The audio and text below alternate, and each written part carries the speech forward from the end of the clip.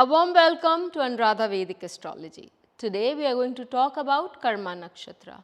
How does that Karma Nakshatra reflect in our life?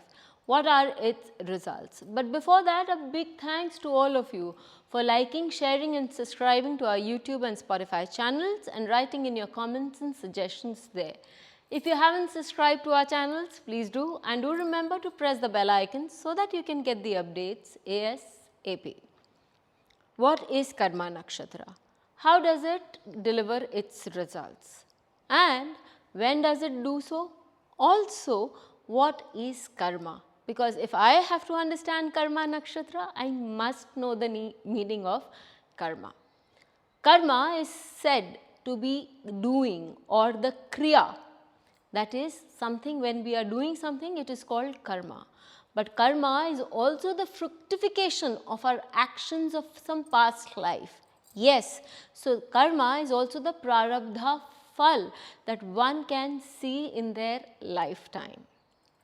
That means when there is a certain fruit which is awaiting to be ripe or one which will be giving us results in this lifetime, the work that we need to do to get those results is also karma, and that fruit is also said to be the prarabdha karma.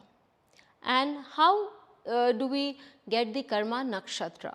The Karma Nakshatra is ascertained from your Janma Nakshatra. So, the Janma Nakshatra is very important for many purposes, and we will see it in the number of series that we are going to do on these kinds of nakshatras. So, the Karma Nakshatra being one of them, and one of probably the most important, is the 10th nakshatra from that of the Janma Nakshatra, that is the nakshatra in which your moon is placed. Karma Nakshatra, as the name suggests, talks to us about the career, the business, the kind of work we will do. Now, one can say that the 10th nakshatra from any nakshatra would have the same Vimshotri dasha lord. So, would the scheme differ? And even if it did, how would it matter to us? Because the Janma nakshatra period already passes away in our youth, in our childhood. So, when can we reap the benefits of those times?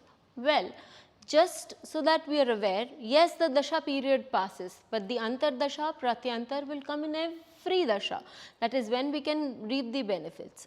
Also, when we are talking about the results, that is the key thing, because the 10th nakshatra can belong to the same Vimshotri dasha lord, but its devata will be different, and hence the results that it could give would be entirely different. Let me give you an example. If you are born in Ashlesh nakshatra, the 10th nakshatra from there is that of Jeshta.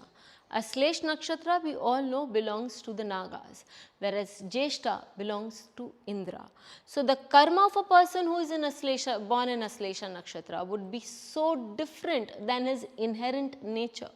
The person would be a fearless leader, the person would be a go-getter, the person would always want beautiful things in life in respect of his work.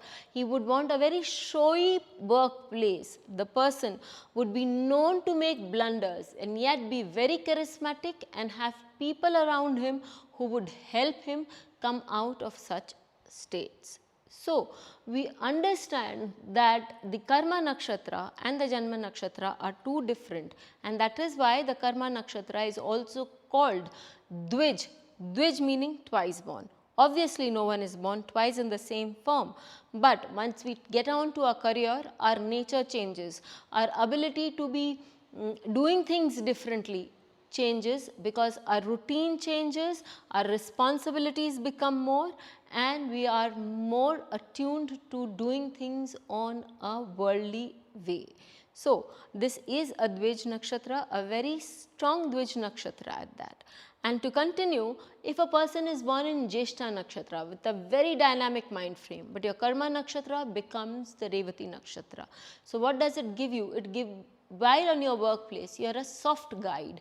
You are very prosperous in life, but when you talk to people, you want to guide them in a proper manner, to do them to follow things well.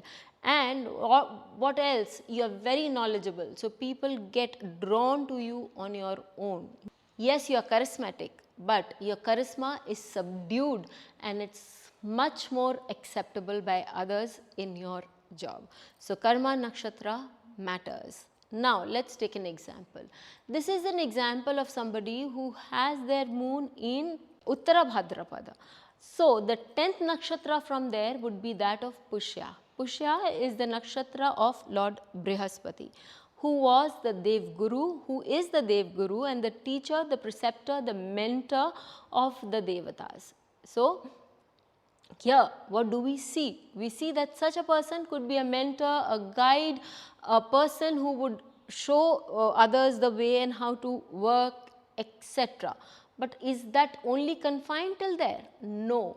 The person would have an astute sense of business, and also the person would know how to be a good lawyer, because Lord Brihaspati has a very strong voice and opinion in terms of writing good treaties on accounts, on finance, and also being one of the best lawyers in the kingdom. Also, these people will have a very strong voice in their profession. Brihaspati is said to have a booming voice. We are talking about their career, they would have a very authoritative voice. So, this is how we can relate how your karma is going to fold out. What more? The lady in question started working during her Saturn phase, and it is during that time that she started working as a finance manager. Also later on she switched roles to being a counselor, an occultist, and very well prospering in that area of life. So, we can see that the nature of the nakshatra matters. It will tell you what kind of karma you can do and how you can make your life smooth and prosperous. Till we meet with you again, stay safe and do write to us. Thank you. Please hit the bell icon for fresh updates. Don't forget to like, share and comment on the videos, and please subscribe to our channel.